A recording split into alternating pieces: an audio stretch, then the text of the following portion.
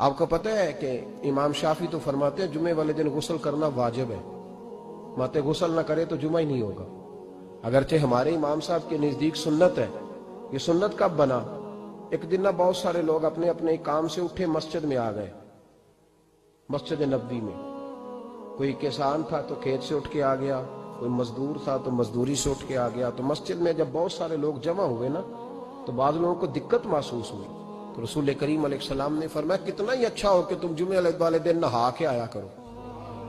بس وہ صحابہ کا مزاج ہمارے والا نہیں تھا کہ تفصیل بتائیں، حکمت بتائیں، ملے گا کیا، ثواب کتنا، نہ نہائے تو گناہ، یہ کوئی نہیں۔ حضور نے کہا کہ نہا کے آؤ تو کتنا ہی اچھا ہے۔